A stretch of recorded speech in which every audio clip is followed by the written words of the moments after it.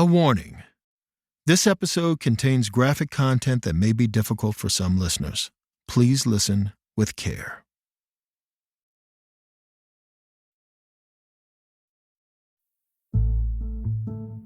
Not so long ago, I found myself sitting on a stage in northern Maine talking about monsters. This was not as strange as it might sound. In my line of work, I travel to a lot of horror conventions, and I end up sitting on a lot of different stages. Half the time, the topic is monsters, the ones that populate the movies I love and the ones that live in the comics I write. The difference this time around was the line of questioning.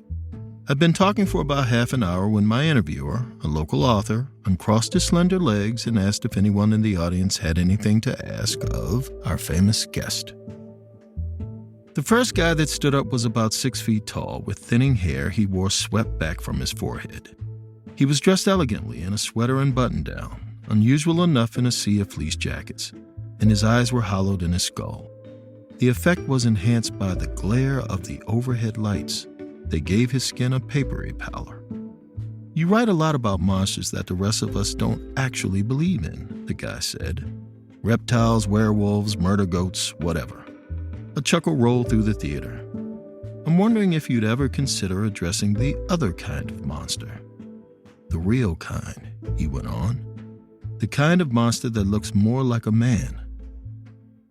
I stared back, unnerved. Of course I knew exactly what he meant. I'd met far more of the human type of monster than I ever had the type with fur. But that's not what was giving me pause. Instead, it was the certainty that this guy, this well-dressed, gray-haired gentleman, had a story to tell. Which, well, I was right about that. More than right. Because his story, it would be one of the most frightening tales I'd ever heard.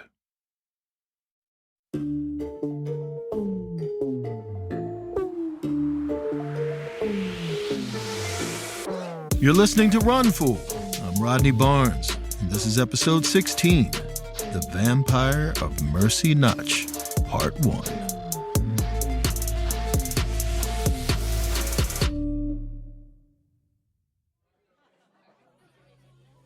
Two hours later, Bill, the name of my gray-haired friend, and I were sitting at a tavern in downtown Bangor.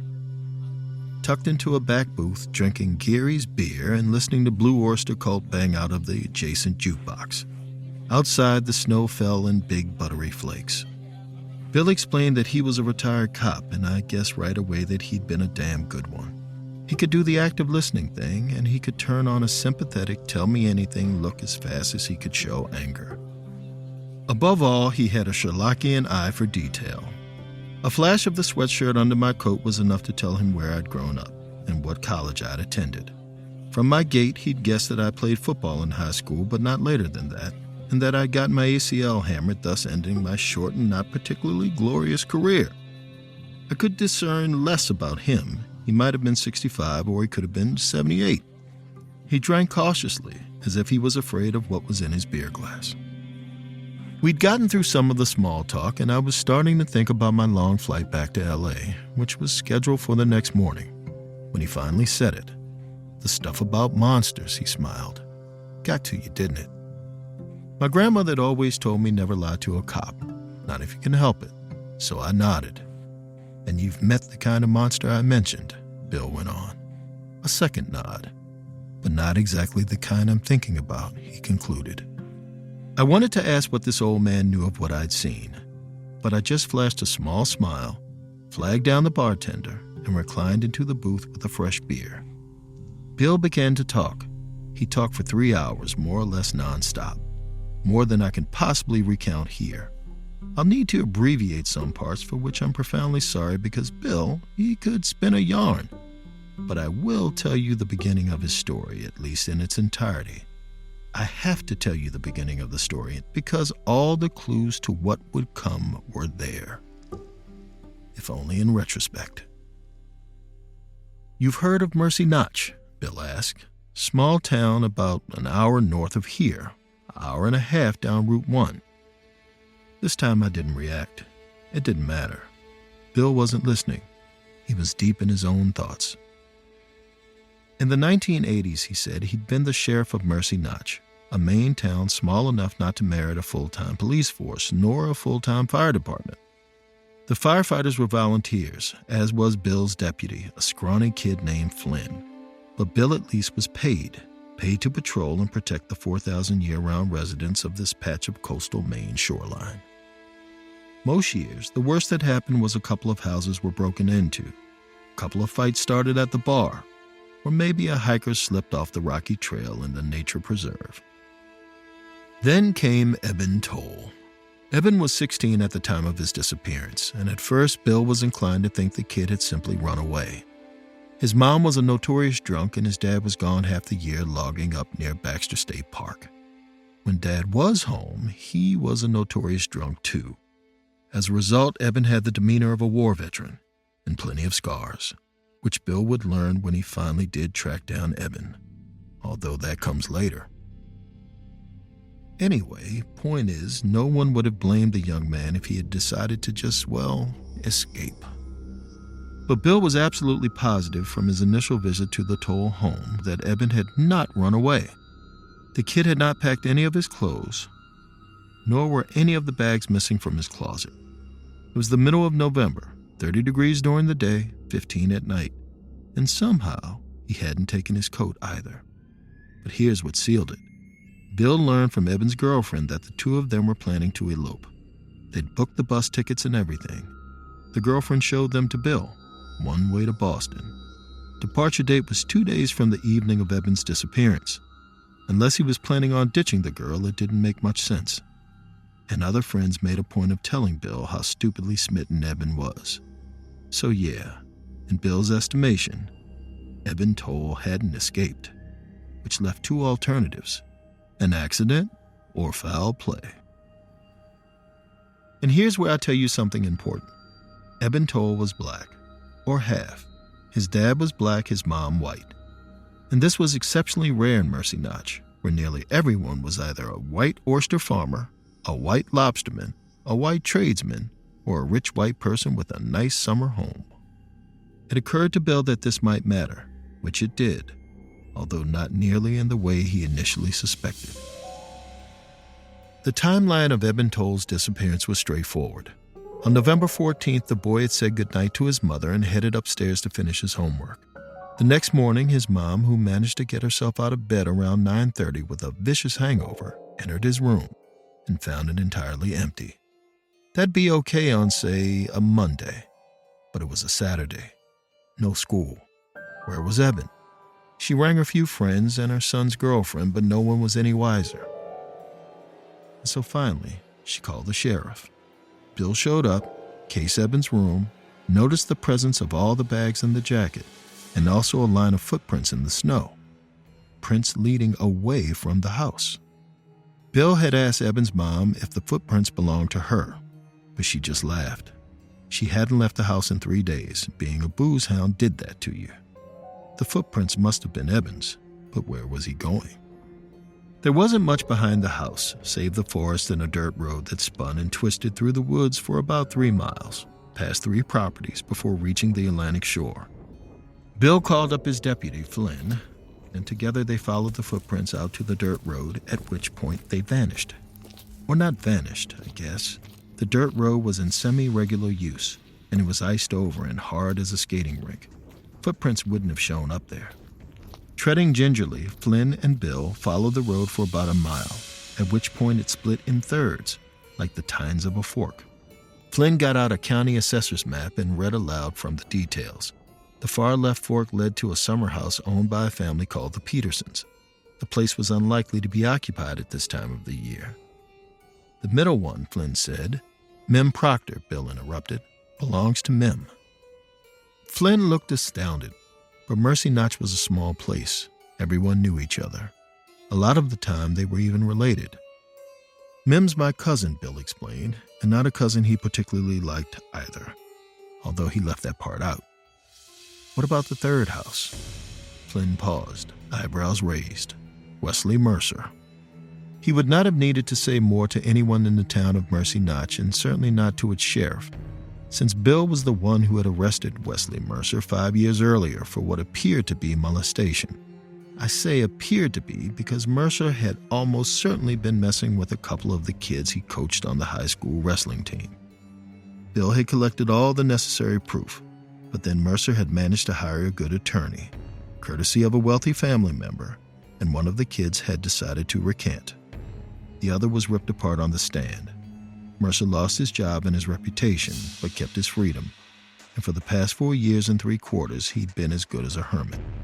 Sometimes people saw him skulking through the grocery store, but that's all they saw. "Let's go west to east," Bill suggested. "Save the best for last." He and Flynn tramped up about a half a mile, breathing hard in the raw cold. The house owned by the Petersons, the Summer people, was ugly and red. One story. And in the picture window, facing the road, stood a teenage boy, his eyes staring forward, and also nowhere at all.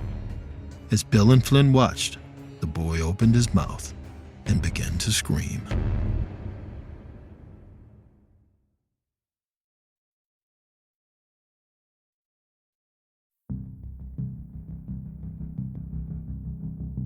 Without thinking, Bill charged forward, leaving Flynn behind him on the road, messing with the catch that kept his service pistol in its holster. He expected the door to be locked, but it gave way instantly under his hand, and he found himself in a dark hallway lined with boots. The house was quiet, save a muted scuffling, underfoot somewhere. In the basement, Bill stood at the window, the same picture window in which he'd spotted the teenage boy, and gestured to Flynn. "Go around the back of the house," he mimed. Flynn nodded. Bill crossed the living room, his boots squelching on the hardwood. There was only one way into the basement, a set of stairs that amounted to nothing more than a few slats of wood terminating in a damp gloom. "Police!" Bill called down. Every part of him was alive, vibrating. He felt each muscle in his legs contract and expand as he inched downward. Silence. He fished his flashlight off his belt and shone it around the basement. The main attraction was a yard sale's worth of pots and pans heaped on the dirt floor. Old mason jars lined the shelves. Detritus, basically. Maybe the Petersons had inherited the mess and just never bothered to clean it up. Maybe they were waiting to drag it out to the trash. Suddenly, with a guttural burp, the furnace roared to life. Bill backpedaled, tripped over the pots and pans, and landed on his ass. As he struggled to get back to his feet, a shape soared around him, the boy. But he was not on 2 feet. He was on all fours, scurrying like a rabbit that had been flushed from a burrow. Bill grabbed at him and missed. The kid was now at the twin doors that opened, Bill assumed, to the exterior. "Flynn!" Bill bellowed. The kid, who was making a husky breathy sound, pushed both doors open and was gone. There was a slam, a squeal, and the crack of gunfire. By the time Bill had made it outside, the boy was lying on the ground with half his face missing, and Flynn was standing over him, the stench of cordite blooming from the barrel of his pistol. Bill gasped. Flynn protested. "He was coming at me," the young deputy said. His eyes were fixed to the puddle of blood that had stained the snow the shade of strawberry shaved ice. Bill got on his knees and felt for the pulse he already knew would be missing. "Radio it in," he said. "Don't bother with an ambulance." Flynn's face was all scrunched up. "Is that? It's the Toll kid, right?" For the first time, Bill examined the dead boy's face. It was entirely unfamiliar, and he'd seen plenty of pictures of Eben Toll. This kid had dark skin, yes, but straight hair worn long, where Eben's was curly and short. His eyes were green. Actually, only one remained, gazing up at Bill as if in astonishment. "I don't know who this is," Bill said, "but it's not Eben Toll."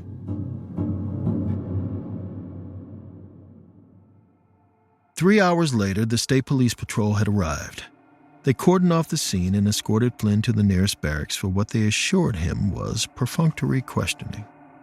10 hours after that, Bill was back home, tossing his phone back and forth in his hand, drinking coffee and preparing himself to call the medical examiner.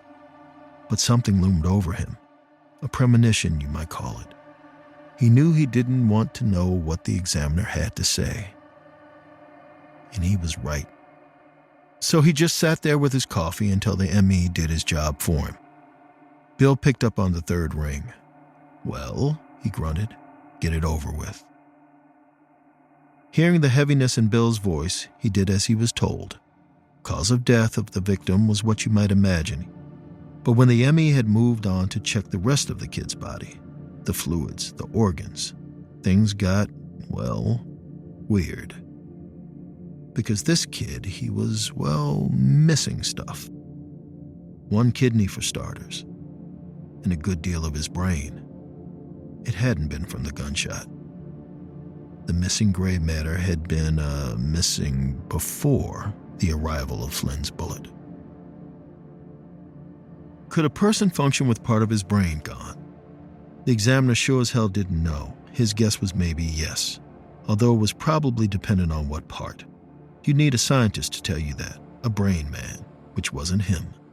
At the very least, though, Bill thought, maybe the lack of brain would account for the screaming and the running on all fours. "Any chance you have an ID?" Bill asked. He wasn't expecting an affirmative answer, and definitely not one in any detail, so he was shocked to hear the ME utter a name. Jesse Ruiz, and an age, 13.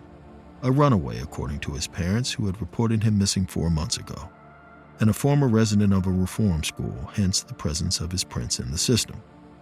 Bill hung up, the same facts whistling in the circles of his head.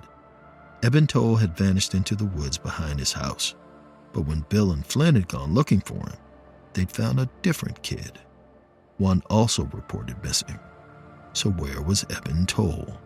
And what the hell had happened to Jesse Ruiz? The answers were there, but solving them would nearly kill Bill and a bunch of other people besides. But look, it's a long story, a complicated one. Want the conclusion?